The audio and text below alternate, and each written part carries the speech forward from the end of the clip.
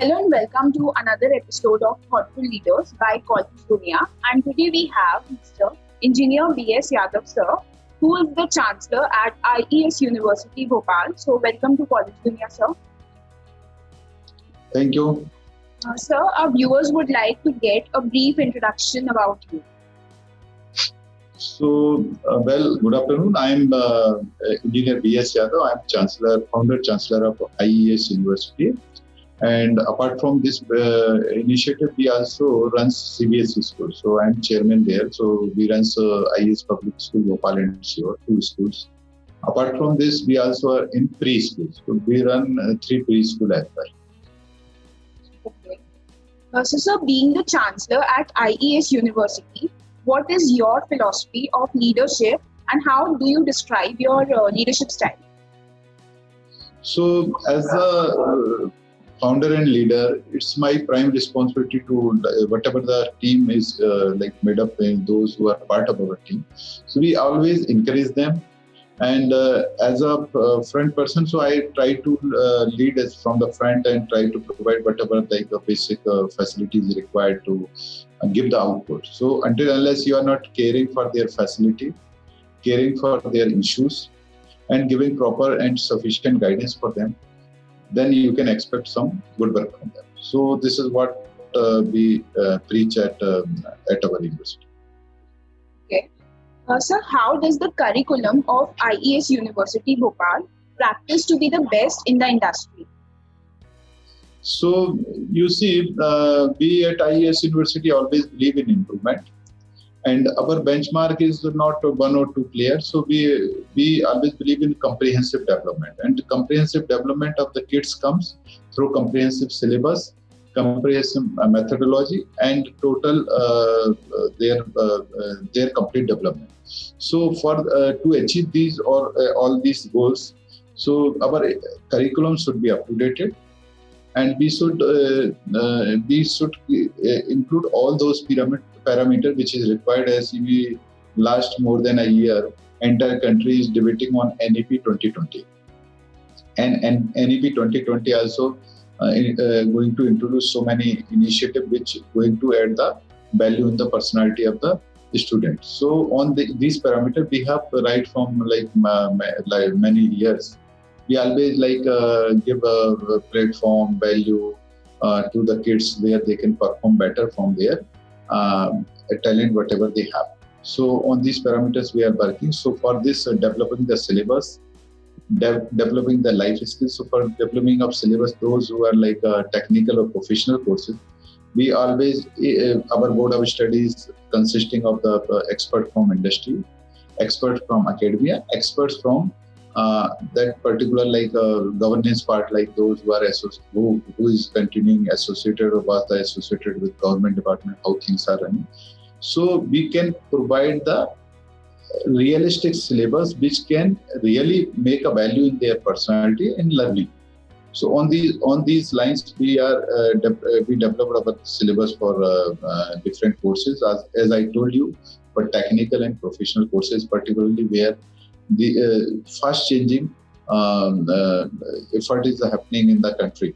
So if you talk about technology, so you can see in next each 15 or 1 month, you will see there is a little bit change in the technology, in the presentation of the products, services. So to make them industry ready, so all these practice we are doing. Okay, that's great, sir. So, sir, being the Chancellor at IES University, what are your roles and responsibilities towards the university and towards the students? See, being a Chancellor, we have a legal and moral responsibility both. So we are basically a mentor for both student as well as our faculty and all the staff which is working sincerely, tirelessly for the to achieve the ultimate goal of the student development. So we always give this as far as policy guidelines are concerned. So we comes in that picture. Then apart from that, for day-to-day things where our academic staff or vice chancellor or registrar require some support in terms of funding, in terms of starting some new initiative which comes through them. So we are there to deliberate with them and look on the merit of the issues, we try to execute things as fast as possible. Similarly, for the student welfare front, because apart from their normal teaching learning process, so student welfare is also prime responsibility, which is directly related with the student satisfaction with the university. So on that front also, whatever from student welfare point of view, in terms of providing co-curricular activities, in terms of providing internship opportunity, placement opportunity, sports, culture, so many things are there which is directly related with their complete personality. So all these front, we are always there to support their initiative, encourage them, encourage leadership right from beginning, from college days.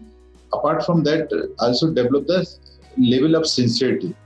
Once the student is spent 1 or 2 years in the institute, student is enrolled in suppose 3 years course, bachelor course. So there should be a sense of responsibility should also be there. Not apart from we always say this rights and duties comes together.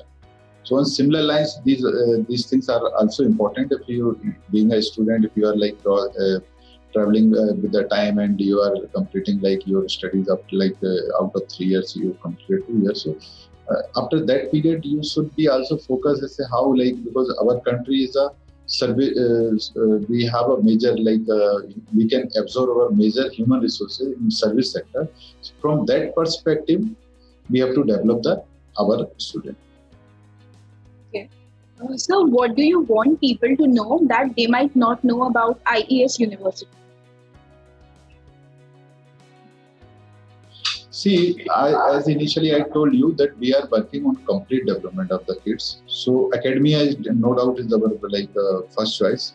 But apart from academic development, we also work on other fronts so that we should have a complete developed human resource.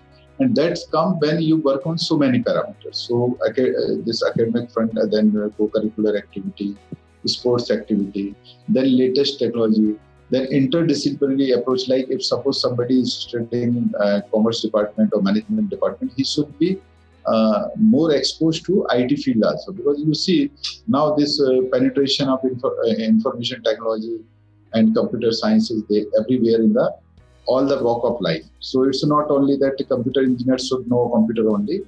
Those who are working on other discipline, other domain, they should also be well exposed to this IT field. So we are working on this complete development. So apart from academic, I told you other parameter we are working so that we should have a up to date, up to inform, and industry ready student on at least in areas of professional and technical courses like engineering, polytechnic, even management. Then we should have a life sciences department, pharmacy and nursing. So paramedical sciences, so all these courses, this is what we are trying to do. Okay. So what are some of the biggest challenges you see for higher education in general and for IES University? The challenge is always there. If we talk about just immediate challenges, so you see this is the second session which is adversely affected by the COVID. So if you see this short-term challenges, so this COVID is I think now our biggest challenge in education fraternity in terms of we have to be ICT enabled university, or we can say virtual this thing, and this learning management system should be up to date so that their studies should not be affected. If we go for long-term challenges, so as we gone through this National Education Policy 2020, now government of India came with a clear-cut mandate that there should be two type of university. One is a research university, second is a teaching university. So you see, around 90 to 95% of our this student goes for this. Those who are a standard type of job. They are in that type of area or sector. It is not required that you should be very much a research-oriented person like that. So this is clarity what we have. So I think this second challenge, I think if we sincerely And with the true spirit, if all the stakeholders truly implement this NEP 2020, I think this long-term challenge, because we have to ultimately develop a global level manpower, human resource. Because you see now in every field, this MNCs are either giving their service. If you are talking about service sectors, you will see top of the companies of the world you are like facing. So those who are the Indian companies, runs Indian origin companies, so they are facing tough time with this global competitor. If we talk about manufacturing, if you talk about the industry sector, so many sectors, so everywhere this competition is there. To fulfill the need, to make satisfied the customer, you need to have a global level manpower. So long-term challenge is to make them this industry ready, or those sector where they wanted to go. So this is I think the biggest challenge, to make our kids ready for next 30 years. They should be relevant in terms of skill. They should be relevant in terms of their knowledge. So this is the biggest challenge. So we have to prepare them. So all the stakeholders, not only this education provider, if I treat we as an education provider, it's not only the responsibility of the education provider only, it's the responsibility of the student, it's the responsibility of all the stakeholders, particularly parents, community, government, everybody. So these are the long-term challenges which we have to we should deliberate and we should work. And IES University, we have identified all these things. So we are working on short-term challenges, we are working on long-term challenges, and we are preparing our leadership, this academic leadership accordingly. So they should be very clear about all these things. Sir, how do you ensure that non-academic support services are well resourced? See, non-academic services are also very important, because we are all human beings. So, of course, teaching learning process is the core of any educational system across the globe. But to make them happy, make them, which we are talking about right from since inception of this talk with you. So to make them completely develop on all the fronts. So these services are very important. If I talk about this co-curricular activities, events management, organizing sports competition, participating in a different type of sports, developing different type of inter-university, inter-college events, participating in national level or inter-level technical challenges, different type of hackathon, all these things. So these are, even though they are not directly related with academic, but they are very important for their complete development.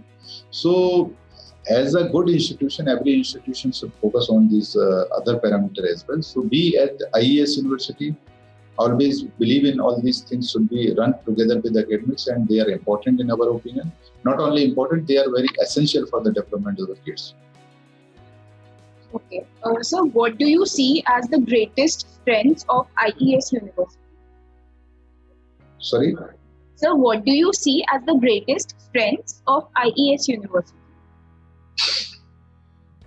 See, in IES University, first we treat each and every student equal in terms like we provide all the courses we run. So we provide to give a equal platform for them in terms of academic development, in terms of their other co-curricular and other development. So these are the strengths, and we are quite student friendly. On the front that we try to provide as much as facility, this should be satisfied. So this is what accountability we have from inner side. So as a management, it's our like moral and legal duty to provide them such environment where they can not only learn the academia, but they can also enjoy their life, this very important 3 or 4 years part of their life in institution. So we provide all these facilities where they should be feel satisfied, they should be developed in a proper manner, and being a diversified country, we should also inculcate them Indian values. Indian values in terms of integrity, Indian values in terms of harmony, mental harmony, harmony with the other religion. So all these things we sincerely try to follow. And always try that it should be passed to our future generation, that is our student. So, any suggestions you would like to give to current youth and aspiring students? See, my message is very clear to everyone, not only for this budding students, those who are doing undergraduation or post-graduation. It's for everyone. We should be very clear in terms of realistic, practical situation of our country. Our country, after China, we are the biggest populous country in the world. So definitely there is a challenge. There is always challenge in terms of getting proper employment or sufficient employment for the manpower. So under the manpower, student come first. Those who are youngest, having a dream to turn their life in proper manner, and they can take care of their families and these things. So we should first understand the level of competition. Now, once we understand the level of competition, so we should also try to develop our kids, and person him or herself should also focus on developing him or her as per the global standard. So they should feel that they own a responsibility, that they should be up to mark. I was talking about this global standard manpower. So that global level of skill set should be developed inside, and this is the first responsibility of the person himself. So with these words, I think we should focus on that. We should be up to mark in terms of knowledge, in terms of skill. If we keep this thing in our mind, I think this is the biggest, what we can say, biggest takeaway for anybody to excel in their field. So it's if we talk about a student, and they should always keep faith in their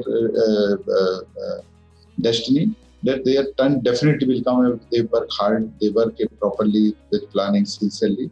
They definitely get success, even though the competition level is much in our country compared to other countries, because we have a huge number of the young population. And if you talk about opportunity in different sectors, there is definitely a competition. But if you work on all these parameters, develop sincerity, accountability, if you develop your personality in such a way that you feel accountable, if suppose there is opportunity given by you and your family or by your employer. So if you work on all these parameters together, you should not take it as a like burden, or you should not take it like that. Once I got a job, then my dream job, then after I will develop all these skills. It's not possible. If you develop it yourself, and same time you should also enjoy small successes, whatever comes. If suppose you have a dream like once I complete my undergraduation, I will have say for example a job in a top MNC with package of at least say 30 lakhs or 40 lakhs, whatever you have a dream. So after that you can develop all these things. It's not possible. So for achieving that big dream, like if suppose you plan this, so then you should celebrate this small success when you move towards to achieve that goal. And if you move positive in that direction, you should also achieve a small success step by step. So you should also enjoy, celebrate, and then again reaffirm yourself for that to achieve that goal. So I think this is what mantra I can give, whatever this experience I earned in last 25 years. This is what I wanted to share with my youngsters. So, few words you would like to say about Collegedunia? See, we have a very good association with Collegedunia last 5 years as an institution. We have a very professional approach from their side. Whenever our team members have a meeting, they give proper feedback. Then whatever discussion point of agenda is there, they try to fulfill it. So I think from employer point of view, or from education provider point of view, we are quite satisfied. And from if I talk about student point of view, because this is the platform primarily between this budding student for college and institution. So it is a bridge basically. So I think with the true spirit, Collegedunia always try to give platform very balanced, the information about the institution, whatever nearest true information is possible about the institution. Same time, they also try to give the serious candidate platform for the serious candidate, those who are really interested for the get education from the proper institution. So basically, it's a very committed but we can say a platform by Collegedunia. So I hope with the support of Collegedunia, so students should get opportunity to study in a quality providing education institution. And same time, education provider also got a good quality student. So I wish Collegedunia team great success and great move in future as well. Thank you so much, sir, for taking out your valuable time and sharing your views with us. So thanks Collegedunia and their management to provide me opportunity to keep my words and share my views for this student community and faculty.